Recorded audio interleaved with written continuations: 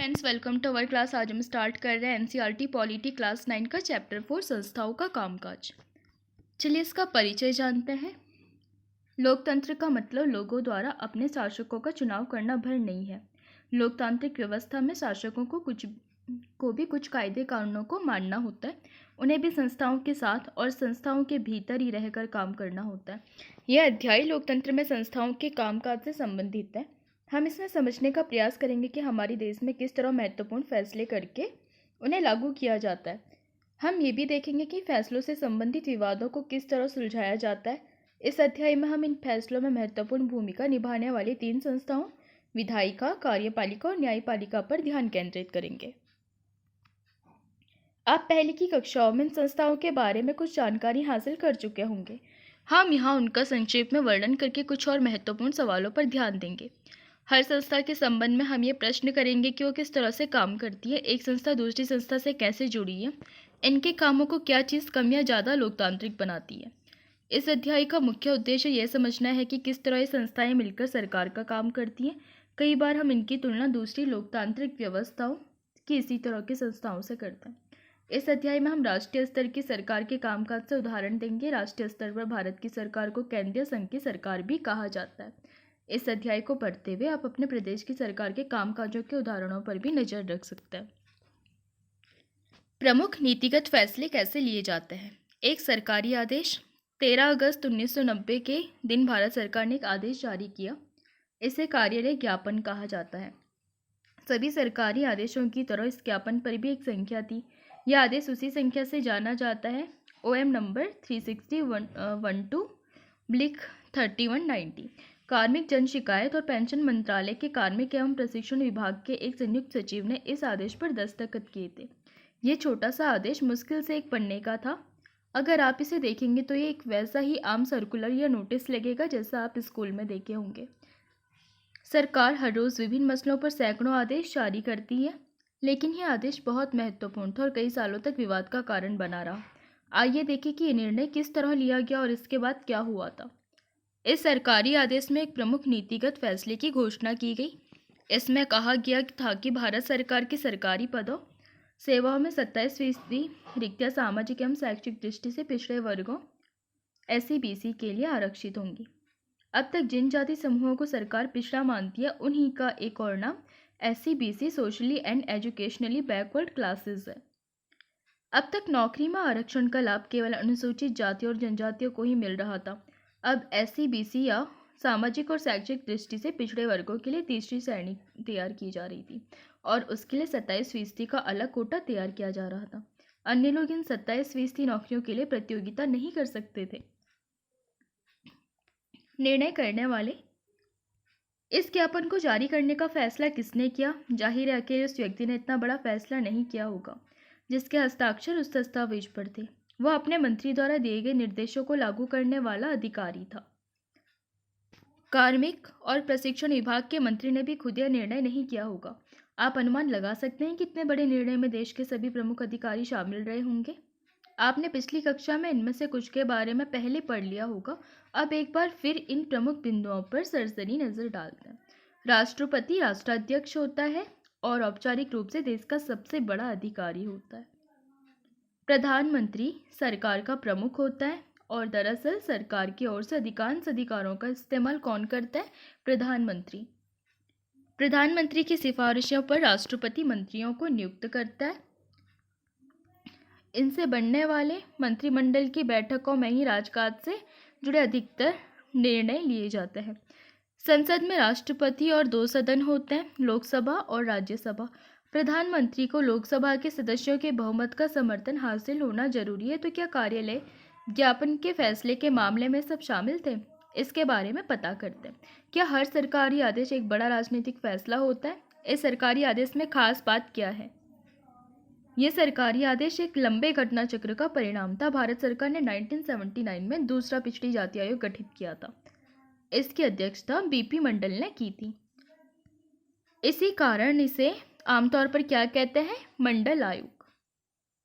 इसे भारत में सामाजिक और शैक्षिक दृष्टि से पिछड़े वर्गों की पहचान के लिए मापदंड तय करने और उनका पिछड़ापन दूर करने के लिए जिम्मेदार बनाया गया। इस आयोग ने 1980 में अपनी सिफारिशें दी।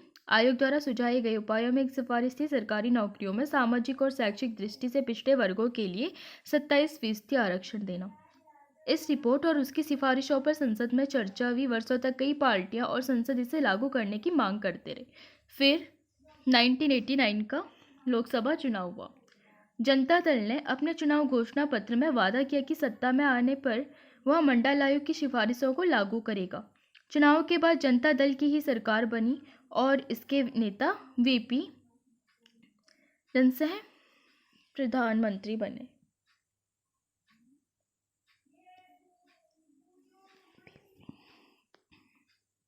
इसके बाद कई घटनाएं हुई। नई सरकार ने संसद में राष्ट्रपति के भाषण के जरिए मंडल रिपोर्ट लागू करने की अपनी मंशा की घोषणा की। 6 अगस्त 1990 को केंद्रीय कैबिनेट की बैठक में इसके बारे में एक औपचारिक निर्णय किया गया। अगले दिन प्रधानमंत्री वीपी सिंह ने एक बयान के जरिए इस निर्णय के बारे में संसद के दोनों सदनों को सूचित किया। सन 1990-91 में आरक्षण पर बहस का मुद्दा इतना महत्वपूर्ण था कि विज्ञापनकर्ताओं ने अपने उत्पाद को बेचने के लिए इस विषय का उपयोग किया था। क्या आप अमूल के इन होर्डिंग में राजनीतिक घटनाओं और बहसों की ओर कोई इशारा ढूंढ सकते हैं? आप यहाँ पर इसको देख करके बता सकते हैं। कैबिनेट के फैसले को कामुक तथा प्रशिक्षण विभाग को भेज दिया गया।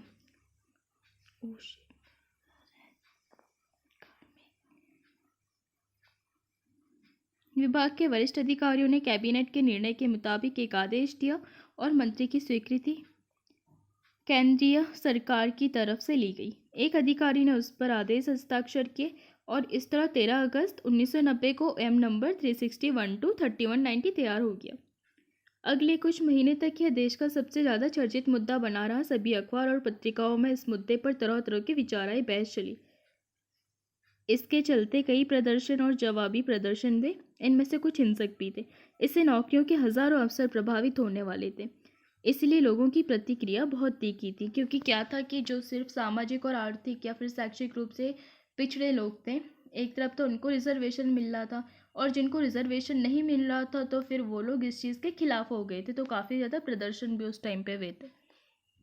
उनका मानना था कि इससे उन लोगों को बराबरी पर आने का मौका मिलेगा जिनको सरकारी नौकरियों में अभी तक उचित प्रतिनिधित्व भी नहीं मिला। दूसरे पक्ष के लोगों का मानना था कि इस निर्णय से जो पिछड़े वर्ग के नहीं हैं उनके अवसर छिनेंगे। अधिक योग्यता होने पर भी उनको नौकरियां नहीं मिलेंगी।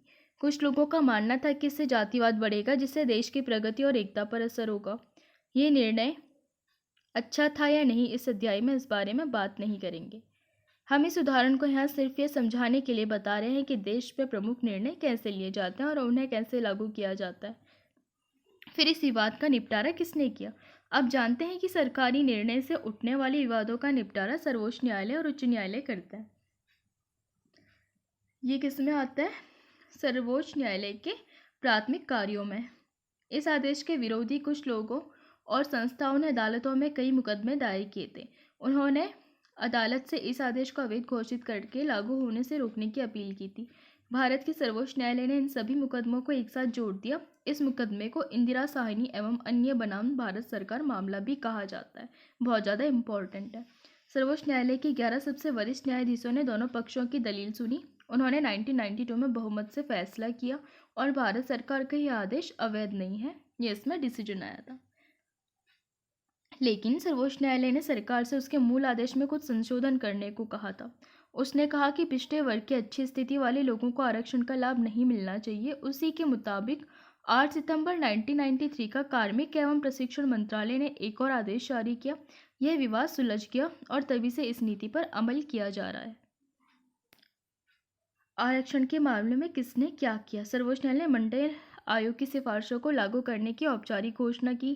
कैबिनेट ने किया था आदेश जारी करके घोषणा को लागू किया। राष्ट्रपति 27% आरक्षण देने का फैसला किया। सरकारी अधिकारी आरक्षण को वैध करार दिया था।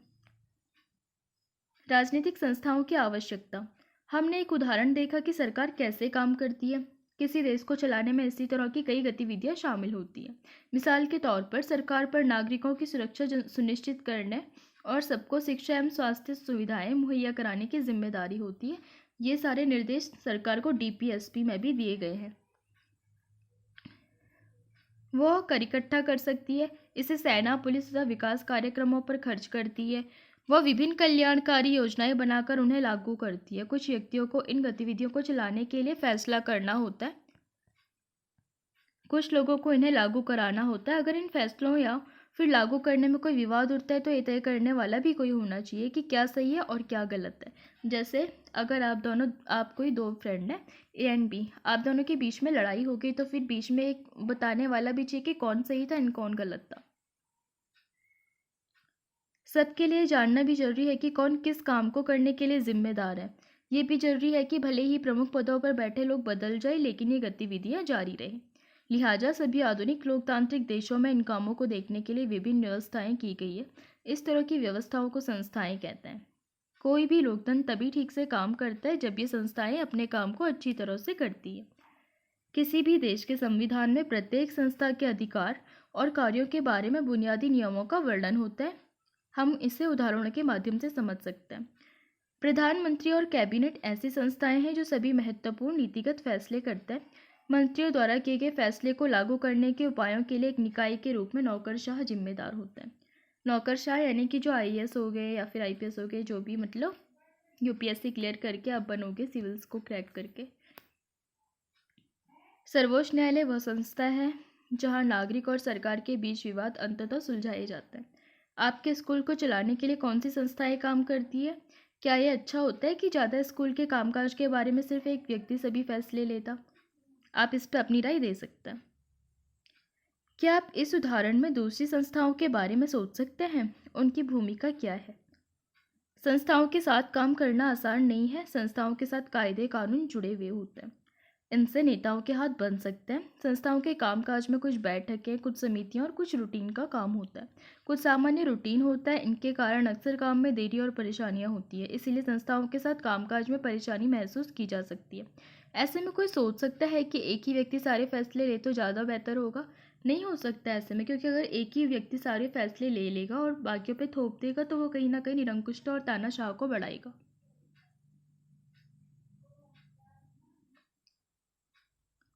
कायदे कानून और बैठकों की क्या ज़रूरत है? पर यह सोच लोकतंत्र की बुनियादी भावना के अनुकूल नहीं है। संस्थाओं के कामकाज के तरीकों से जो कुछ परेशानियां होती हैं या थोड़ा वक्त लगता है वो भी कई मायने में उपयोगी होती है। किसी भी फैसले के पहले अनेक लोगों से राय विचार करने का अवसर मिल जाता है। संस्थाओं के कारण एक अच्छा फैसला झटपट करना आसान नहीं होता, लेकिन संस्थाएं बुरा फैसला भी जल्दी ले पाना मुश्किल बना देती हैं। इसी कारण लोकतांत्रिक सरकारें संस्थाओं पर जोर देती है। अब हम बात करेंगे संसद की। कार्यालय ज्ञापन के उदाहरण में क्या आपको संसद की भूमिका याद है? शायद नहीं, चूंकि यह फैसला संसद ने नहीं किया था। लिहाजा आपको लग सकता है कि इस फैसले में संसद की कोई भूमिका नहीं थी, लेकिन पहले हम कुछ घटनाओं पर नज़र डालकर देखते हैं कि क्या उनमें संसद का कहीं कोई जिक्र था। हम उन्हें निम्नलिखित वाक्यों को पूरा करने याद करने की कोशिश करते हैं। मंडल आयोग की रिपोर्ट पर चर्चा हुई थी। भारत के राष्ट्रपति ने इसका जिक्र किया था। प्रधानमंत्री ने फैसला सीधे संसद में नहीं किया था, लेकिन इस रिपोर्ट पर संसद में हुई चर्चा से सरकार की राय प्रभावित हुई थी। इसकी वजह से सरकार पर मंडल आयोग की सिफारिश पर कार्रवाई करने के लिए दबाव पड़ा था। अगर संसद इस फैसले के पक्ष में नहीं होती तो सरकार ये कदम नहीं उठा सकती थी। क्या आप अंदाजा लगा सकते हैं कि क्यों सरकार ये कदम नहीं उठा सकती थी? आपने पहले की कक्षा में संसद के बारे में जो पढ़ा उसे याद करके कल्पना करने की कोशिश करें कि अगर संसद ने कैबिनेट के फैसले को मंजूरी न दी होती तो क्या होता। हमें संसद की आवश्यकता क्यों है? हर लोकतंत्र में निर्वाचित जनप्रतिनिधियों की सभा जनता की ओर से सर्वोच्च राजनीतिक अधिकार का प्रयोग करती है। भारत में निर्वाचित प्रतिनिधियों की राष्ट्रीय सभा को कहते हैं संसद। राज्य स्तर पर इसे कहते हैं विधानसभा। अलग अलग देशों में इनके नाम अलग अलग हो सकते हैं, पर हर लोकतंत्र में निर्वाचित प्रतिनिधियों की सभा होती है। जैसे अमेरिका में इसे कांग्रेस कहते हैं। यह जनता की ओर से कई तरह से राजनीतिक अधिकार का प्रयोग करती है। किसी भी देश में कानून बनाने का सबसे बड़ा अधिकार संसद को होता है। कानून बनाने या विधि निर्माण का ये काम इतना महत्वपूर्ण होता है कि इन सभाओं को कहते हैं विधायिका, यानी कि जो विधि निर्माण करे वो हो गई विधायिका। विधि मतलब कानून। दुनिया भर से संसद दुनिया भर की संसद नए कानून बना सकती है, मौजूदा कानूनों में संशोधन कर सकती है या फिर मौजूदा कानून को खत्म कर उसकी जगह नए कानून बना सकती है। दुनिया भर में संसद सरकार चलाने वालों को नियंत्रित करने के लिए कुछ अधिकारों का प्रयोग करती है। भारत जैसे देश में से सीधा और पूर्ण नियंत्रण हासिल होता है। संसद के पूर्ण समर्थन की स्थिति में ही सरकार चलाने वाले फैसले कर सकते हैं। दुनिया भर में संसद सरकार चलाने वालों को नियंत्रित करने के लिए कुछ अधिकारों का प्रयोग करती है। भारत जैसे देश में उसे सीधा और पूर्ण नियंत्रण हासिल होता है। संसद के पूर्ण समर्थन की स्थिति में ही सरकार चलाने वाले फैसले कर सकते हैं। सरकार के हर पैसे पर संसद का नियंत्रण होता है। अधिकांश देशों में संसद की मंजूरी के बाद ही सार्वजनिक पैसे को खर्च किया जा सकता है। सार्वजनिक मसलों और किसी देश की राष्ट्रीय नीति पर चर्चा और बहस के लिए संसद ही सर्वोच्च संघ है। संसद किसी भी मामले में सूचना मांग सकती है। जब हमें मालूम है कि किसी पार्टी की सरकार है, उसके विचार ही प्रभावी होंगे, तो संसद में इतनी बहस और चर्चा करने के क्या मतलब है। संसद के दो सदन। चूंकि आधुनिक लोकतंत्रों में संसद बड़ी महत्वपूर्ण भूमिका निभाती है, लिहाजा अधिकांश बड़े देशों ने संसद की भूमिका और अधिकारों को दो हिस्सों में बांट दिया है। इन्हें चैम्बर या सदन कहते हैं। पहले सदन के सदस्य आमतौर से सीधे जनता द्वारा चुने जाते हैं, जिससे आपको पता होगा लोकसभा एंड राज्यसभा के बारे में, और जनता की ओर से असली अधिकारों का प्रयोग करते हैं। दूसरे सदन के सदस्य अमूमन परोक्ष रूप से चुने जाते हैं और कुछ विशेष काम करते हैं। जैसे चुने जाने वाले कौन होंगे? लोकसभा के, और परोक्ष रूप से चुने जाने वाले कौन होंगे? राज्यसभा के। दूसरे सदन का सामान्य काम विभिन्न राज्य, क्षेत्र और संघीय इकाइयों के हितों की निगरानी करना होता है। हमारे देश में संसद के दो सदन हैं। दोनों सदनों में से एक को राज्यसभा काउंसिल ऑफ स्टेट्स और दूसरे को लोकसभा हाउस ऑफ पीपल के नाम से जाना जाता है। भारत का राष्ट्रपति संसद का हिस्सा होता है, हालांकि वह दोनों में से किसी भी सदन का सदस्य नहीं होता, इसीलिए संसद के फैसले राष्ट्रपति के मंजूरी के बाद ही लागू होते हैं।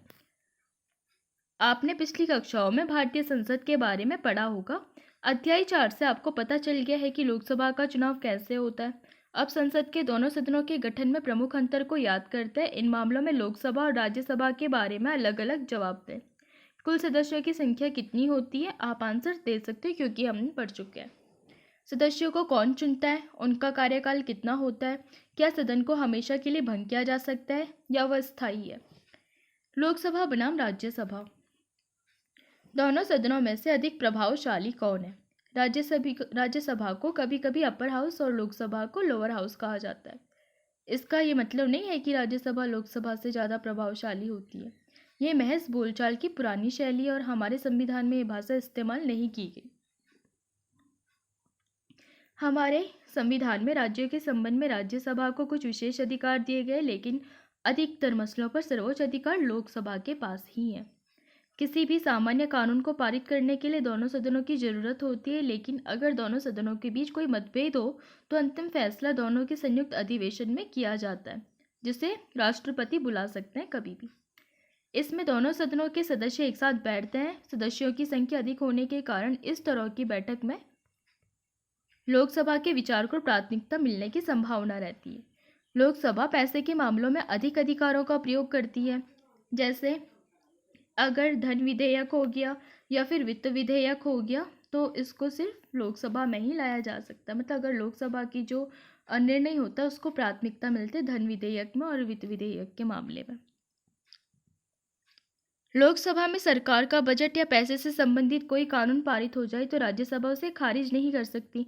राज्यसभा उसे पारित करने में केवल 14 दिनों की देरी कर सकती है या उसमें संशोधन के सुझाव दे सकती है, लेकिन उसको खारिज नहीं कर सकती। ये लोकसभा का अधिकार है कि वह उन सुझावों को माने या न माने। सबसे बड़ी बात तो ये है कि लोकसभा मंत्रिपरिषद को नियंत्रित करती है। सिर्फ वही व्यक्ति प्रधानमंत्री बन सकता है जिसे लोकसभा में बहुमत हासिल हो। बहुमत मतलब जैसे 10 करना है आपको स्कोर, ठीक है, और 10 में से आपको मिला 6 स्कोर, तो यानी कि आपने बहुमत प्राप्त कर लिया, आधे से ज़्यादा। सबसे बड़ी बात तो यह है कि लोकसभा मंत्रिपरिषद को नियंत्रित करती है। सिर्फ वही व्यक्ति प्रधानमंत्री बनेगा जो लोकसभा में बहुमत हासिल करेगा। अगर आधे से अधिक लोकसभा सदस्य यह कहते हैं कि मंत्रिपरिषद पर विश्वास नहीं है तो प्रधानमंत्री समेत सभी मंत्रियों को पद छोड़ना होगा, यानी कि अविश्वास प्रस्ताव जब लाया जाएगा तो फिर मंत्रियों के साथ प्रधानमंत्री का पद भी खाली। राज्यसभा को यह अधिकार हासिल नहीं है। लोकसभा में एक दिन। 14वीं लोकसभा के कार्यकाल में 7 दिसंबर 2004 का एक सामान्य दिन था। आइए इस बात पर गौर करें कि सदन में इस दिन क्या हुआ था। इस दिन की कार्रवाई के आधार पर संसद की भूमिका और अधिकारों की पहचान करें। आप अपनी कक्षा में इस दिन की कार्रवाई का अभिनय कर सकते हैं। 11 बजे विभिन्न मंत्रियों ने सदस्यों द्वारा पूछे गए करीब 250 प्रश्नों के लिखित जवाब दिए। इन प्रश्नों में शामिल थे, इन्हें आप क्या कहते हैं, लिखित रूप में तारांकित प्रश्न और मौखिक रूप से अतारांकित प्रश्न। ये सारे प्रश्नकाल के दौरान पूछे जाने कुछ प्रश्न होते हैं। कश्मीर के आतंकवादी समूह से बातचीत के बारे में सरकार की नीति क्या है। पुलिस और आम लोगों द्वारा अनुसूचित जनजातियों के खिलाफ किए गए अत्याचारों का आंकड़ा बताएं। और बड़ी कंपनियों द्वारा दवाएं अत्यधिक महंगी किए जाने के बारे में सरकार क्या कर रही है। 12 बजे ढेर सारे सरकारी दस्तावेज चर्चा के लिए पेश किए गए दस्तावेजों में शामिल थे। भारत तिब्बत सीमा पुलिस बल में नियुक्ति के नियम, Indian institute of technology Kharagpur की वार्षिक रिपोर्ट, राष्ट्रीय इस्पात निगम लिमिटेड विशाखापत्तनम की रिपोर्ट और लेखा जोखा। 12(2) पूर्वोत्तर क्षेत्र के विकास मंत्री ने पूर्वोत्तर परिषद को पुनर्जीवित करने के बारे में बयान दिया। रेल राज्य मंत्री ने एक वक्तव्य देकर बताया कि स्वीकृत रेल बजट के अतिरिक्त रेलवे को और अनुदान की जरूरत है। मानव संसाधन विकास मंत्री ने अल्पसंख्यक शैक्षिक संस्थान विधेयक 2004 के लिए राष्ट्रीय आयोग की घोषणा की थी। उन्होंने ये भी स्पष्ट किया था कि इसके लिए सरकार को अध्यादेश क्यों लाना पड़ा। अध्यादेश क्या होता है, अगर दोनों सदन सत्र में ना हो तो राष्ट्रपति अध्यादेश लाते हैं और इसकी जो मान्यता होगी वो भी कानून के समान ही होगी। 12-14 कई सदस्यों ने कुछ मुद्दों को उठाया जिनमें शामिल थे तहलका मामले में कुछ नेताओं के खिलाफ मामले दर्ज करने में केंद्रीय अन्वेषण ब्यूरो यानी कि सीबीआई का प्रतिशोधात्मक रवैया, संविधान में एक आधिकारिक भाषा के रूप में राजस्थानी को शामिल करने की जरूरत, आंध्र प्रदेश के किसानों और कृषि मजदूरों के बीमा नीतियों के नवीनीकरण की आवश्यकता। 226 सरकार द्वारा प्रस्तावित 2 विधेयकों पर विचार करके उन्हें पारित किया गया। ये विधेयक थे प्रतिभूति कानून संशोधन विधेयक और प्रतिभूति ब्याज और ऋण वसूली कानून का प्रत्यावर्तन संशोधन विधेयक। 4 बजे आखिर में सरकार की विदेश नीति और इराक की स्थिति के संदर्भ में स्वतंत्र विदेश नीति जारी रखने की जरूरत पर लंबी चर्चा हुई थी। 7-17 में चर्चा समाप्त हुई। सदन अगले दिन के लिए स्थगित हुआ, यानी कि सत्रावसान वाली जो चीज़ थी तो वो होता है अगर सत्र बिल्कुल ख़त्म हो जाता है तो उसको कहते हैं सत्रावसान, और स्थगित हुआ यानी कि यहाँ पर क्या हुआ था, स्थगन, कुछ टाइम के लिए रोक देना। अब हम बात करते हैं राजनीतिक कार्यपालिका की। क्या आपको उस सरकारी आदेश की कहानी याद है जिससे हमने इस अध्याय की शुरुआत की थी। हमने पाया कि जिस व्यक्ति ने इस दस्तावेज पर हस्ताक्षर किए थे उसने फैसला नहीं किया था, वह केवल एक नीतिगत फैसले को लागू कर रहा था जिसे किसी और ने किया था। हमने फैसला करने में प्रधानमंत्री की भूमिका देखी थी, लेकिन हम ये भी जानते हैं कि अगर उन्हें लोकसभा का समर्थन नहीं होता तो फैसला नहीं कर सकते थे। इसका अर्थ में वे सिर्फ संसद की मर्जी को लागू कर रहे थे। इसी तरह किसी भी सरकार के विभिन्न स्तरों पर हमें ऐसे अधिकारी मिलते हैं जो रोजमर्रा के फैसले करते हैं, लेकिन ये नहीं कहा जा सकता कि वे जनता के द्वारा दिए गए सबसे बड़े अधिकारों के रूप में इसका इस्तेमाल कर रहे हैं। इन सभी अधिकारियों को सामूहिक रूप से क्या कहते हैं, कार्यपालिका। सरकार की नीतियों को कार्य रूप देने के कारण उन्हें कार्यपालिका कहा जाता है। इस तरह जब हम सरकार के बारे में बात करते तो हमारा तात्पर्य आमतौर पर कार्यपालिका से ही होता है। राजनैतिक और स्थायी कार्यपालिका। किसी लोकतांत्रिक देश में कार्यपालिका के 2 हिस्से होते हैं। जनता द्वारा खास अवधि तक के लिए निर्वाचित लोगों को क्या कहते हैं, राजनीतिक कार्यपालिका। जैसे पीएम हो गए तो ये क्या हो जाएंगे, निर्वाचित। ये राजनीतिक व्यक्ति होते हैं जो बड़े फैसले करते हैं। दूसरी ओर जिन्हें लंबे समय के लिए नियुक्त किया जाता है उन्हें कहते हैं स्थायी कार्यपालिका या प्रशासनिक सेवक। जैसे एक आईएएस हो गया और एक पीएम हो गया। जो पीएम है वो तो हो गए निर्वाचित कार्यपालिका के हिस्से या फिर राजनीतिक कार्यपालिका के हिस्से, लेकिन जो स्थायी कार्यपालिका हो गई तो उसका हिस्सा कौन हो गया, एक प्रशासनिक अधिकारी यानी कि एक आईएएस ऑफिसर, क्योंकि वो मतलब जब तक उसका काम होगा अपनी पूरी एज तक काम करेगा। लेकिन पीएम कब तक के लिए, 5 इयर्स के लिए। आप इन दोनों में ये डिफरेंस कर सकते हैं। लोक सेवाओं में काम करने वाले लोगों को ही सिविल सर्वेंट या नौकरशाह भी कहते हैं। वे सत्ताधारी पार्टी के बदलने के बावजूद अपने पदों पर बने रहते हैं। ये अधिकारी राजनीतिक कार्यपालिका के तहत काम करते हैं और रोजमर्रा के प्रशासन में उनकी सहायता भी करते हैं। क्या आप कार्यालय ज्ञापन के मामले में राजनीतिक और गैर राजनीतिक कार्यपालिका की भूमिका बता सकते हैं? आप पूछ सकते हैं कि राजनीतिक कार्यपालिका को गैर राजनीतिक कार्यपालक से ज़्यादा अधिकार क्यों होते हैं? मंत्री किसी नौकरशाह से ज़्यादा प्रभावशाली क्यों होता है? नौकरशाह अमूमन अधिक शिक्षित होता है और उसे विषय की अधिक महारत और जानकारी भी होती है। आप देखते होंगे जैसे नौकरशाह यानी कि कोई आईएएस ऑफिसर है तो वो कितना पढ़ लिख करके आईएएस की पोस्ट को हासिल करता है। वित्त मंत्रालय में काम करने वाले सलाहकारों को अर्थशास्त्र की जानकारी वित्त मंत्री से ज़्यादा हो सकती है। कभी कभी मंत्रियों को अपने मंत्रालय के अधीनस्थ मामलों की तकनीकी जानकारी बहुत कम हो सकती है। रक्षा, उद्योग, स्वास्थ्य, विज्ञान और प्रौद्योगिकी, खान आदि मंत्रालयों में होना ही आम बात है।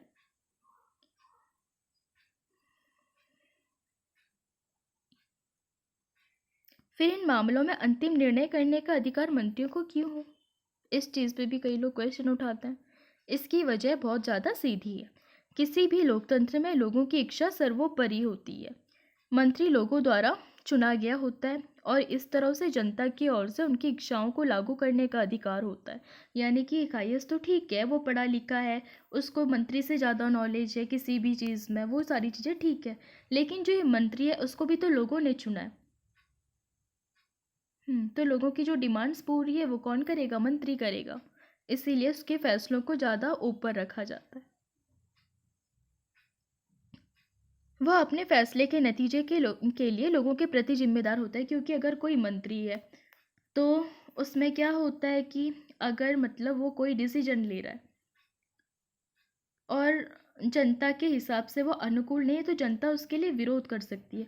या फिर उसने कोई दावा किया था इलेक्शन टाइम पर और वो पूरा नहीं किया तो जब 5 साल बाद वो फिर से जाएगा जनता के सामने हाथ जोड़ते हुए कि मुझे वोट दे दो, तो जनता उनसे क्वेश्चन पूछ पाएगी।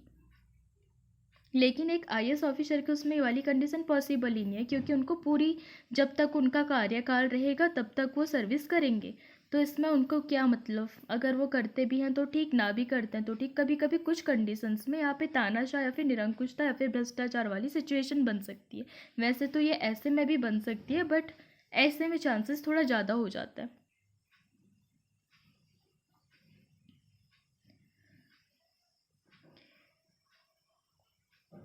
मंत्री ही उस ढांचे और उद्देश्यों को तय करता है जिसमें नीतिगत फैसले किए जाते हैं। किसी मंत्री से अपने मंत्रालय के मामलों का विशेषज्ञ होने की कतई उम्मीद नहीं की जाती। सभी तकनीकी मामलों पर मंत्री विशेषज्ञों की सलाह लेता है, लेकिन विशेषज्ञ अक्सर अलग राय रखते हैं या फिर वे एक से अधिक विकल्प मंत्री के सामने पेश करते हैं। मंत्री और उद्देश्यों के मुताबिक ही निर्णय हो सकता है। दरअसल ऐसा हर बड़े संगठन में होता है। जो पूरे मामले की भली भांति समझते हैं वही सबसे महत्वपूर्ण फैसले करते हैं।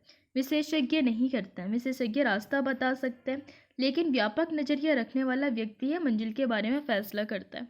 लोकतंत्र में निर्वाचित मंत्री इस व्यापक नजरिए वाले व्यक्ति की भूमिका निभाते हैं। अब जो नॉर्मल सी चीज़ है, जो आम लोगों के बीच में घूम रहा है, उनसे बातें कर रहा है, पूछ रहा है, उसने वो सारी सिचुएशंस देखी है, तो उसके मतलब जो डिसीजन है उसको ज़्यादा प्रायोरिटी मिलेगी। प्रधानमंत्री और मंत्रिपरिषद। इस देश में प्रधानमंत्री सबसे महत्वपूर्ण राजनीतिक संस्था है। फिर भी प्रधानमंत्री के लिए कोई प्रत्यक्ष चुनाव नहीं होता।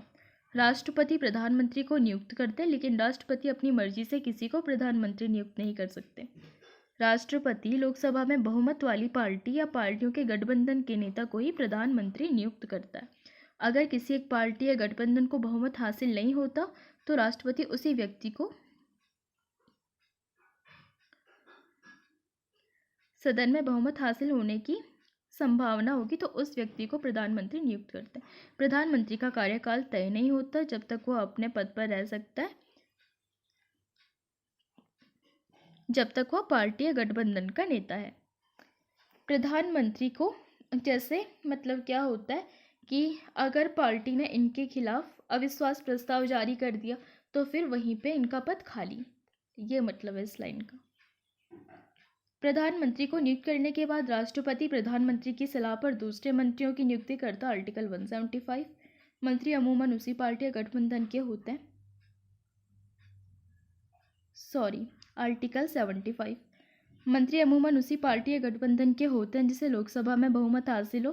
प्रधानमंत्री मंत्रियों के चयन के लिए स्वतंत्र होता है बशर्ते वे संसद के सदस्य हों। कभी कभी ऐसे व्यक्ति को भी मंत्री बनाया जा सकता है जो संसद का सदस्य नहीं हो, लेकिन उस व्यक्ति का मंत्री बनने के 6 महीने के भीतर संसद के दोनों सदस्यों में से किसी एक का सदस्य चुना जाना जरूरी है। जैसे ये कोई एक इंसान है, इसे बनना है प्रधानमंत्री, न ही राज्यसभा का है न ही लोकसभा का है। और अगर मतलब ये बन गया प्रधानमंत्री तो 6 महीने के अंदर उसको या तो इसका सदस्य बनना पड़ेगा या फिर इसका सदस्य बनना पड़ेगा। मंत्रिपरिषद उस निकाय को सरकारी नाम है जिसमें सारे मंत्री होते हैं। इसमें अमूमन विभिन्न स्तरों के 60 से 80 मंत्री होते हैं। कैबिनेट मंत्री, स्वतंत्र प्रभार वाले मंत्री, राज्य मंत्री और उप मंत्री यहाँ पर होता है। जैसे पीएम हो गए केंद्र में, फिर इसके बाद आती है इनकी कैबिनेट के बाद आती है स्वतंत्र प्रभार वाले, यानी कि जिनके ऊपर से और कोई ना हो, सीधे सीधे इन पे प्रभार आता है प्रधानमंत्री के बाद। फिर इसके बाद आते हैं उप मंत्री, फिर इसके बाद आते हैं राज्य मंत्री। उप मंत्री और स्वतंत्र प्रभार में ये डिफरेंस होता है। जैसे कैबिनेट हो गई, ये मतलब इनके ऊपर बैठे हुए हैं, और सेम डिपार्टमेंट में नीचे ये भी बैठे हुए हैं। लेकिन यहाँ पर एक और आता है, इसके ऊपर कोई और नहीं बैठा हुआ है, मतलब ये विभाग में हेड है और सीधे मतलब कैबिनेट में भी नहीं, और सीधे प्रधानमंत्री के बाद सीधे ये है, और इसके ऊपर कोई भी मतलब दूसरा नहीं बैठा हुआ है, तो इसको कहेंगे स्वतंत्र प्रभार। और वैसे यहाँ पे दूसरी कंडीशन है, एक मंत्री ये हो गया, इसके अंडर ये भी बैठा हुआ है, तो इसको कहेंगे उप मंत्री। अब हम बात करते हैं कैबिनेट मंत्री की। अमूमन सत्ताधारी पार्टी या गठबंधन की पार्टियों का वरिष्ठ नेता होता है। ये प्रमुख मंत्रालयों के प्रभारी होते हैं। कैबिनेट मंत्री मंत्रिपरिषद के नाम पर फैसले करने के लिए बैठक करते हैं। इस तरह कैबिनेट मंत्रिपरिषद का शीर्ष समूह होता है। इसमें करीब 25 मंत्री होते हैं। मंत्री बनने की होड़ नहीं है। ये कार्टून 1962 के बाद नेहरू मंत्रिमंडल में शामिल होने के उम्मीदवारों की बेचैनी को दर्शाता है। राजनेता मंत्री बनने के लिए इतने बेचैन क्यों रहते हैं, आप इससे क्या समझते हैं? यहाँ पे आप देख सकते हैं। स्वतंत्र प्रभार वाले राज्य मंत्री अमूमन छोटे मंत्रालयों के प्रभारी होते हैं। वे विशेष रूप से आमंत्रित किए जाने पर ही कैबिनेट बैठकों में भाग लेते हैं। राज्य मंत्री अपने विभाग के कैबिनेट मंत्रियों से जुड़े होते हैं और उनकी सहायता करते हैं। चूँकि सारे मंत्रियों के लिए नियमित रूप से मिलकर हर बात पर चर्चा करना व्यवहारिक नहीं है, लिहाजा फैसले कैबिनेट बैठकों में ही किए जाते हैं। इसी वजह से अधिकांश देशों में संसदीय लोकतंत्र को सरकार का कैबिनेट रूप कहा जाता है। और ये व्यवस्था कहाँ से आई थी? ब्रिटेन से। मंत्रियों की राय और विचार अलग हो सकते हैं, इसको क्या कहते हैं? संसदीय शासन, और ये भी ब्रिटेन का था। लेकिन सबको कैबिनेट के फैसले की जिम्मेदारी लेनी होती है। भले ही कोई फैसला किसी दूसरे मंत्रालय या विभाग का हो, लेकिन कोई भी मंत्री सरकार के फैसले की खुलेआम आलोचना नहीं कर सकता। हर मंत्रालय में सचिव होते हैं जो नौकरशाह होते हैं। ये सचिव फैसला करने के लिए मंत्री की जरूरी सूचना मुहैया कराते हैं। टीम के रूप में कैबिनेट की मदद कैबिनेट सचिवालय करता है।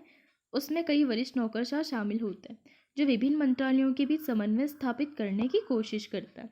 इस कार्टून में अपनी लोकप्रियता के उफान वाले 1970 के दशक के शुरुआती दिनों में इंदिरा गांधी को कैबिनेट की बैठक करते दिखाया गया है। क्या आपको लगता है कि उनके बाद बने किसी प्रधानमंत्री को इसी आकार या रूप में दिखाया जाता है?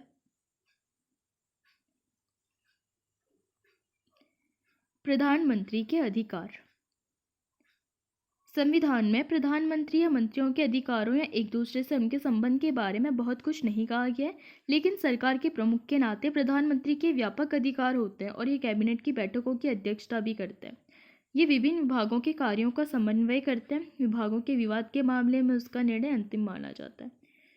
वह विभिन्न विभागों की सामान्य निगरानी करता है। सारे मंत्री उसी के नेतृत्व में काम करते हैं। प्रधानमंत्री मंत्रियों को काम का वितरण और पुनर्वितरण करवाते हैं। उसे किसी मंत्री को बर्खास्त करने का भी अधिकार होता है। जैसे यहाँ पे कोई ए मंत्री इसने ठीक से काम नहीं किया या फिर इसकी वजह से कोई चीज़ गलत हो रही है तो वो इनको हटा सकते हैं अपने हिसाब से।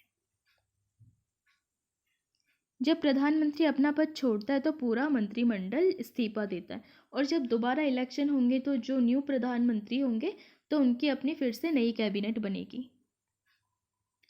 इस तरह अगर भारत में कैबिनेट सबसे अधिक प्रभावशाली संस्था है तो कैबिनेट के भीतर सबसे प्रभावशाली व्यक्ति कौन होता है? प्रधानमंत्री। यानी कि जो कैबिनेट है उसका सेंटर कौन है? प्रधानमंत्री।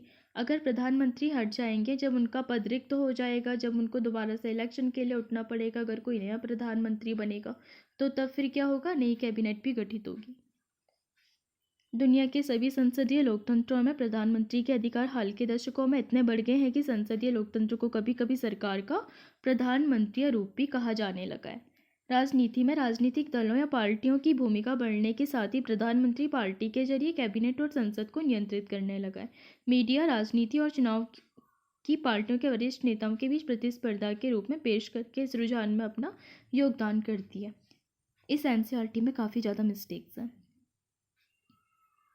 भारत में भी हमने प्रधानमंत्री के पास ही सारे अधिकार सीमित करने की प्रवृत्ति देखी है। भारत के पहले प्रधानमंत्री जवाहरलाल नेहरू ने ढेर सारे अधिकारों का इस्तेमाल किया क्योंकि उनका जनता पर भी बहुत अधिक प्रभाव था।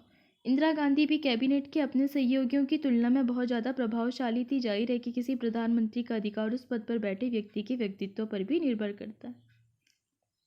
मिस्टेक मतलब मात्रा वाली मिस्टेक्स हैं। लेकिन हाल के वर्षों में भारत में गठबंधन की राजनीति के उभार से प्रधानमंत्री के अधिकार कुछ हद तक सीमित हुए, और जो गठबंधन सरकार है उसका प्रधानमंत्री अपनी मर्जी से फैसले नहीं कर सकता। उससे अपनी पार्टी के भीतर विभिन्न समूहों और गुटों के साथ गठबंधन की साझेदारी की राय भी माननी होती है। इसके अलावा से गठबंधन की साझेदारी और दूसरी पार्टियों के विचारों और स्थितियों को भी देखना होता है। आखिर उन्हीं के समर्थन के आधार पर सरकार टिकी होती है। प्रधानमंत्री और राष्ट्रपति के लिए हमेशा पुल्लिंग का इस्तेमाल क्यों होता है? आपने भी देखा होगा एक बार प्रधानमंत्री इंदिरा गांधी बनी थी और राष्ट्रपति अगर कोई लेडीज़ भी बन गई तो, लेकिन इस पद के लिए सिर्फ पुल्लिंग का इस्तेमाल क्यों होता है? आप इस पर अपनी राय रख सकते हैं। राष्ट्रपति एक और जहाँ प्रधानमंत्री सरकार का प्रमुख होता है, वहीं राष्ट्रपति राष्ट्राध्यक्ष होता है, देश का सर्वोच्च नागरिक होता है। हमारी राजनीतिक व्यवस्था में राष्ट्राध्यक्ष केवल नाम के अधिकारों का प्रयोग करता है। जैसे आपको पता होगा कि सिग्नेचर तो वे राष्ट्रपति के, लेकिन जाएगा कौन बैठकों और सम्मेलनों में? प्रधानमंत्री। भारत का राष्ट्रपति ब्रिटेन की महारानी की तरह होता है, जिसका काम आलंकारिक अधिक होता है, यानी कि सिग्नेचर तक। राष्ट्रपति देश की सभी राजनीतिक संस्थाओं के काम की निगरानी करता है ताकि वे राज्य के उद्देश्यों को हासिल करने के लिए मिलजुल कर काम करें। राष्ट्रपति का चयन जनता द्वारा प्रत्यक्ष रूप से नहीं किया जाता। संसद सदस्य और राज्य विधानसभाओं के सदस्य उसे चुनते हैं। राष्ट्रपति पद के प्रत्याशी को चुनाव जीतने के लिए बहुमत हासिल करना होता है। इससे तय हो जाता है कि राष्ट्रपति पूरे राष्ट्र का प्रतिनिधित्व करता है, लेकिन राष्ट्रपति उस तरह से प्रत्यक्ष जनादेश का दावा नहीं कर सकता जिस तरह से प्रधानमंत्री कर सकता है। इससे तय हो जाता है कि राष्ट्रपति कहने मात्र के लिए कार्यपालक की भूमिका निभाता है। राष्ट्रपति के अधिकारों के मामले में भी यही बात लागू होती है। अगर आप संविधान को सरसरी तौर पर पढ़ें तो आप सोचेंगे कि ऐसा कुछ नहीं है राष्ट्रपति ना कर सके। सारी सरकारी गतिविधियां राष्ट्रपति के नाम पर होती हैं। सारे कानून और सरकार के प्रमुख नीतिगत फैसले उसी के नाम से जारी होते हैं। सभी प्रमुख नियुक्ता राष्ट्रपति के नाम पर होती है। वो भारत के मुख्य न्यायाधीश को नियुक्त करते हैं, पीएम को नियुक्त करते हैं और मंत्रिपरिषद को भी नियुक्त करते हैं। यहाँ तक कि आपने देखा होगा जो दूतावास के होते हैं तो वो भी अगर हमारे देश में आएंगे तो उनका जो सर्टिफिकेट वगैरह वो भी सारा राष्ट्रपति पे जमा होता है। और अगर यहाँ से कोई अदर कंट्री में दूतावास में जाएंगे तो फिर उनकी नियुक्ति भी कौन करता है? राष्ट्रपति। इस सवाल से तो मेरा ही दिमाग चकरा गया। जब कोई महिला राष्ट्रपति बनेगी तो क्या उसे राष्ट्रपति कहना ठीक होगा? क्या हमारी भाषा मर्दों ने बनाई है? आप इस पर अपनी राय रख सकते हैं। लोकतंत्र के लिए कैसा प्रधानमंत्री होता है? ऐसा जो केवल अपनी मर्जी से काम करता है, या ऐसा जो दूसरी पार्टियों और व्यक्तियों से भी सलाह लेता है?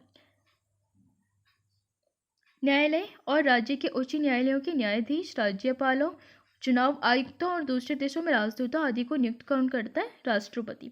सभी अंतर्राष्ट्रीय संधियां और समझौते उसी के नाम के होते हैं। भारत के रक्षा बलों का जो सुप्रीम होता है कमांडर, वो कौन होता है? राष्ट्रपति। यानी कि थल सेना, जल सेना, वायुसेना, उनके कौन होते हैं? सेनापति, सर्वोच्च वाले राष्ट्रपति। लेकिन हमें याद रखना चाहिए कि राष्ट्रपति इन अधिकारों का इस्तेमाल मंत्रिपरिषद की सलाह पर ही करता है। राष्ट्रपति मंत्रिपरिषद को अपनी सलाह पर पुनर्विचार के लिए कह सकता है, लेकिन अगर वही सलाह दोबारा मिलती है तो वो उसे मानने के लिए बाध्य होंगे।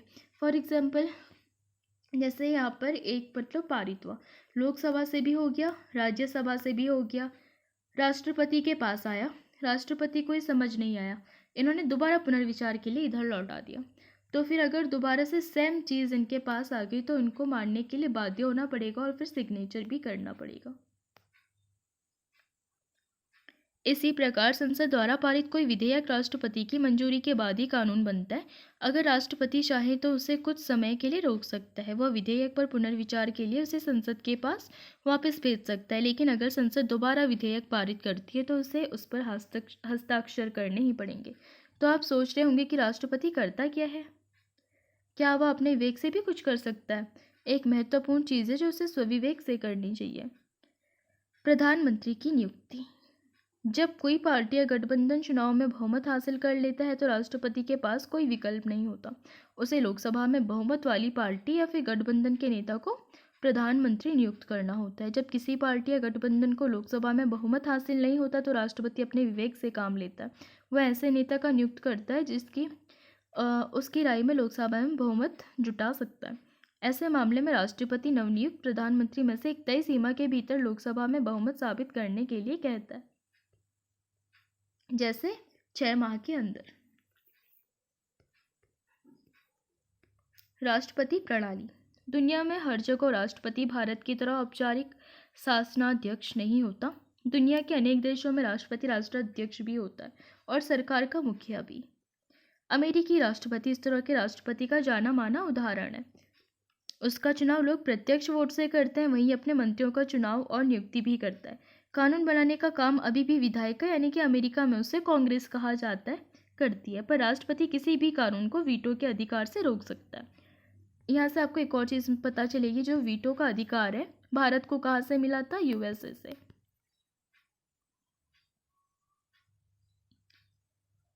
सबसे बड़ी बात यह है कि राष्ट्रपति बनने के लिए उसे कांग्रेस के बहुमत के समर्थन की जरूरत नहीं होती और न ही वह उसके प्रति उत्तरदायी है। उसका 4 साल का तय कार्यकाल है और अपनी पार्टी का कांग्रेस में बहुमत न होने पर भी वह आराम से अपना कार्यकाल पूरा करता है। अमेरिकी मॉडल को लातिनी अमेरिका के अन्य देशों या फिर यूएसएसआर का हिस्सा रहे कई देशों में अपनाया गया। चूँकि सरकार के स्वरूप में राष्ट्रपति की भूमिका केंद्रीय होती है, इसीलिए इसे राष्ट्रपति प्रणाली भी कहा जाता है। ब्रिटेन के मॉडल को मानने वाले भारत जैसे देशों में संसद ही सर्वोच्च होती है, इसीलिए हमारी प्रणाली को क्या कहते हैं? शासन की संसदीय प्रणाली।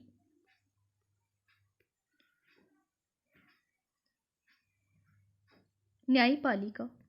इस बार भी हम सरकारी आदेश की उसी कहानी पर लौटते हैं जिससे हमने शुरुआत की थी। इस बार हम कहानी को याद नहीं करेंगे, बस कल्पना करेंगे कि ये कहानी कितनी अलग हो सकती थी। याद कीजिए, इस कहानी का उस समय असंतोषजनक अंत हो गया जब सर्वोच्च न्यायालय ने फैसला सुनाया। इससे हर किसी ने स्वीकार किया था। कल्पना कीजिए कि निम्नलिखित परिस्थितियों में क्या होता। देश में सर्वोच्च न्यायालय जैसा कुछ नहीं होता, अगर तो क्या होता? सर्वोच्च न्यायालय तो होता पर उसके पास सरकार की कार्रवाई को आंकने का अधिकार न होता तो क्या होता? या फिर उसे अधिकार होता मगर सर्वोच्च न्यायालय से कोई निष्पक्ष न्याय की उम्मीद नहीं रखता तो क्या होता? भले ही वो निष्पक्ष फैसला सुना देता, लेकिन सरकार के आदेश के खिलाफ अपील करने वाले उसके फैसले को नहीं मानते तो क्या होता? इसी वजह से लोकतंत्रों के लिए स्वतंत्र और प्रभावशाली न्यायपालिका को जरूरी माना जाता है। देश के विभिन्न स्तरों पर मौजूद अदालतों को सामूहिक रूप से क्या कहा जाता है? न्यायपालिका। संयुक्त राज्य अमेरिका में न्यायाधीशों को उनके राजनीतिक विचार और दलीय जुड़ाव के आधार पर नियुक्त करना एक आम बात है। ये काल्पनिक विज्ञापन वहाँ सन 2005 में कार्टून के रूप में छपा। उस समय राष्ट्रपति बुश अमेरिकी सर्वोच्च न्यायालय में मनोनयन के लिए विभिन्न उम्मीदवारों के नाम पर विचार कर रहे थे। ये कार्टून न्यायालय की स्वतंत्रता के बारे में क्या कहता है? हमारे देश में इस तरह के कार्टून क्यों नहीं छपते? क्या ये हमारी न्यायपालिका की स्वतंत्रता को दर्शाता है? इस काल्पनिक विज्ञापन में लिखा है, आवश्यकता है सर्वोच्च न्यायालय के न्यायाधीश की कोई पूर्व अनुभव जरूरी नहीं। कुछ टाइपिंग आना आवश्यक है, वो बिना हिचकिचाए ऐसी बातें कह सके। मैं अभी तक जितने लोगों से मिला हूं उनमें राष्ट्रपति जॉर्ज बुश सबसे अधिक प्रतिभाशाली है। कोई भी बाहरी व्यक्ति आवेदन ना करे। ऐसा उन्होंने कार्टून छपाया था। भारतीय न्यायपालिका में पूरे देशों के लिए सर्वोच्च न्यायालय, राज्यों में उच्च न्यायालय और जिला न्यायालय, स्थानीय स्तर के न्यायालय, यानी कि जो सबसे ऊपर होगा क्या होगा, सुप्रीम कोर्ट, फिर क्या होगा, हाई कोर्ट, एंड सबसे अधीनस्थ या निचली अदालत को क्या कहता है, लोअर कोर्ट। भारत में न्यायपालिका एकीकृत है। इसका मतलब है कि सर्वोच्च न्यायालय देश में न्यायिक प्रशासन को नियंत्रित करता है। देश की सभी अदालतों को उसका फैसला मानना होता है। वह इनमें से किसी भी विवाद की सुनवाई कर सकता है। जैसे आपको पता होगा अमेरिका और इंडिया का जो कोर्ट है उसमें क्या, जैसे सेंटर में है, ये इंडिया की बात हो रही है, इसका सुप्रीम कोर्ट भी एक है और फेडरल कोर्ट भी सेम है।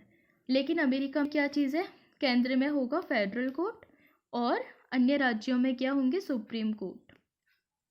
इस तरीके से वह इनमें से किसी भी विवाद की सुनवाई कर सकता है। देश के नागरिकों के बीच, नागरिकों और सरकार के बीच, दो या उससे अधिक राज्यों के बीच, और केंद्र और सरकार, राज्य सरकार के बीच।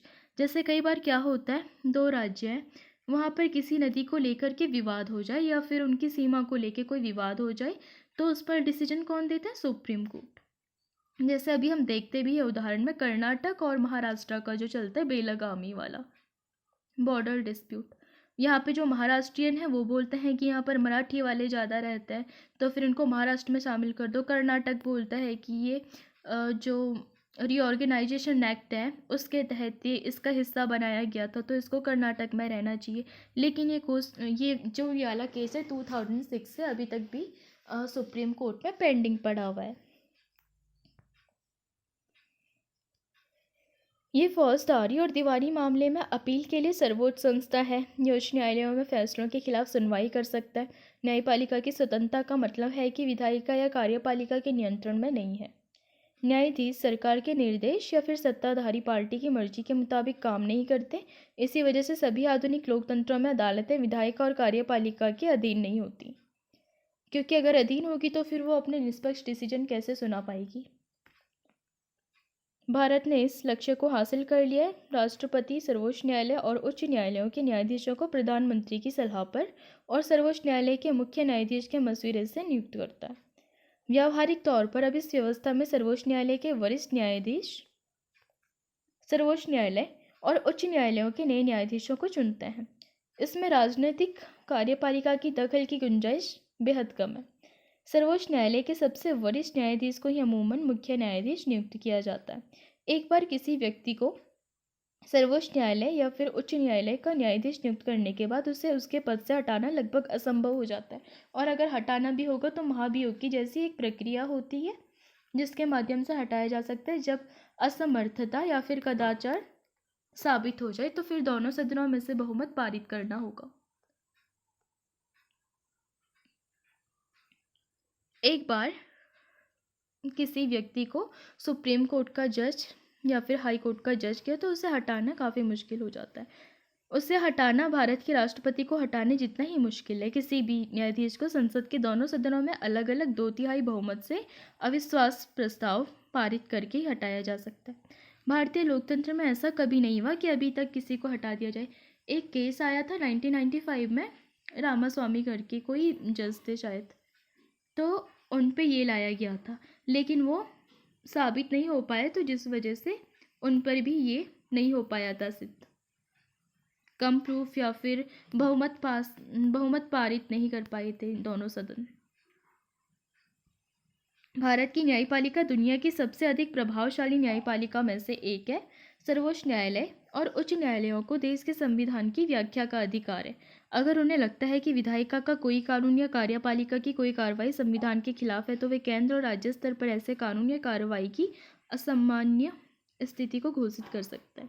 इसी तरह जब उनके सामने किसी कानून या कार्यपालिका की कार्रवाई को चुनौती मिलती है तो वे उसे संवैधानिक वैधता तय करते हैं। इसे क्या कहते हैं, न्यायिक समीक्षा। भारत के सर्वोच्च न्यायालय ने यह भी फैसला दिया कि संसद संविधान के मूलभूत सिद्धांतों को नहीं बदल सकता। जो कि आया था 1973 के केशवानंद भारती केस में। भारतीय न्यायपालिका के अधिकार और स्वतंत्रता उसे मौलिक अधिकारों के रक्षक के रूप में काम करने की क्षमता प्रदान करते हैं। हम नागरिकों के अधिकार वाले अध्याय में देखेंगे कि नागरिकों को संविधान से मिले अपने अधिकारों के उल्लंघन के मामले में इंसाफ पाने के लिए अदालतों में जाने का अधिकार है। जैसे हमें पता है सुप्रीम कोर्ट कहाँ पे देता है, आर्टिकल 32 में, और हाई कोर्ट कहाँ पे देता है, आर्टिकल 226 में। हाल के वर्षों में अदालतों ने सार्वजनिक हित और मानवाधिकारों के संरक्षण के लिए विभिन्न फैसले और निर्देश दिए। सरकार की कार्रवाइयों से जनहित को ठेस पहुंचने की स्थिति में कोई भी अदालत जा सकता है। इसे जनहित याचिका कहते हैं। यानी कि अगर किसी इंसान के विरुद्ध करना है, या फिर कोई पर्यावरण संबंधी मुद्दा है, या फिर शिक्षा संबंधी कोई मुद्दा है, तो उस पर इंसान क्या कर सकता है, PLI डाल सकता है यहाँ पर। जैसे जो मिड डे मील वाली स्कीम है, तो ये भी PLI से ही आई थी, अगर आपको पता होगा तो। अदालतें सरकार को निर्णय करने की शक्ति के दुरुपयोग से रोकने के लिए हस्तक्षेप करती है। वे सरकारी अधिकारियों को भ्रष्ट आचरण करने से रोकती है। इसी वजह से लोगों के बीच न्यायपालिका में काफ़ी विश्वास होता है। भारत के मुख्य न्यायमूर्ति श्री जस्टिस JS खेहर 25 जुलाई 2017 को नई दिल्ली में संसद के केंद्रीय सभागार में श्री रामनाथ कोविंद को भारत के राष्ट्रपति की पद शपथ दिलाते हुए, यानी कि जो चीफ जस्टिस ऑफ इंडिया, उन्होंने इनको शपथ दिलाई थी। अब हम बात करते कुछ टर्मिनोलॉजीज पे। गठबंधन सरकार। विधायिका में किसी एक पार्टी को बहुमत हासिल न होने की सूरत में दो या उससे अधिक राजनीतिक पार्टियों के गठबंधन से बनी सरकार। जैसे इलेक्शन हुआ, A पार्टी B पार्टी, इधर मानते हैं C D E F G H, इतनी सारी पार्टी हमने मान ली। बहुमत न इसे मिला, न इसे मिला, न इसे मिला, न इसे मिला, न इसे मिला, न इसे मिला, तो इन सब ने क्या किया, एक गुट बना लिया। तो इसको क्या कहेंगे, गठबंधन सरकार। कार्यपालिका।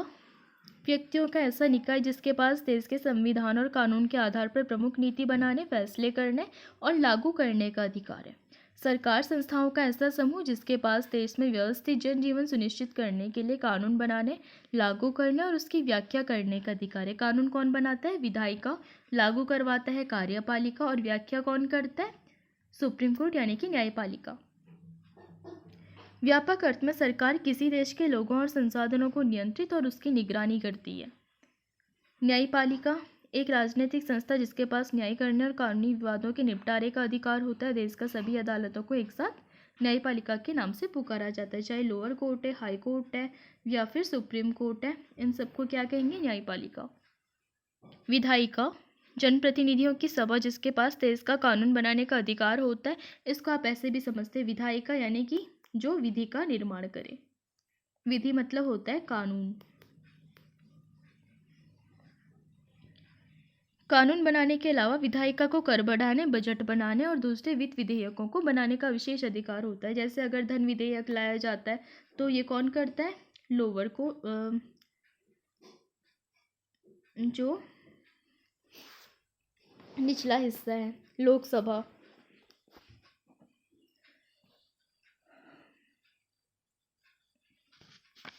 कार्यालय ज्ञापन सक्षम अधिकारी द्वारा जारी पत्र जिसमें सरकार के फैसले या नीति के बारे में बताया जाता है। राजनीतिक संस्था देश की सरकार और राजनीतिक जीवन के आचार को नियमित करने वाली प्रक्रियाओं का समूह होता है। आरक्षण भेदभाव का शिकार वंचित और पिछड़े लोगों और समुदायों के लिए सरकारी नौकरियों, शैक्षिक संस्थाओं में पद एवं सीट आरक्षित करने का अधिकार। ये कहाँ कहाँ पे मेंशन है, 15 के 4th क्लॉज में और 16 के 4th क्लॉज में। राज्य निश्चित क्षेत्र में फैली राजनीतिक इकाई जिसके पास संगठित सरकार हो और घरेलू तथा विदेश नीतियों को बनाने का अधिकार हो। सरकारें बदल सकती है पर राज्य बना रहता है। बोलचाल की भाषा में देश, राष्ट्र और राज्य को समानार्थी के रूप में प्रयोग किया जाता है। राज्य शब्द का एक अन्य प्रयोग किसी देश के अंदर की प्रशासनिक इकाइयों या प्रांतों के लिए भी होता है। इस अर्थ में होता है राजस्थान, झारखंड, त्रिपुरा आदि भी राज्य कहे जाते हैं। तो चलिए दोस्तों, आज के लिए इतना ही। अब मिलेंगे नेक्स्ट सेशन में। अगर आपको पसंद आए तो लाइक कीजिए, शेयर कीजिए, सब्सक्राइब कीजिए, ताकि आपको ऐसा कंटेंट मिलता रहे। और जिन लोगों को लगता है कि NCERT पढ़ने का टाइम नहीं है, वो उसे फ्री टाइम में सुन सकता है। और जो टेलीग्राम है उसका लिंक आपको डिस्क्रिप्शन में मिल जाएगा। Classes update and channel and PDF आप चैनल ज्वाइन करके आसानी से पा सकते हैं। Thanks to watching.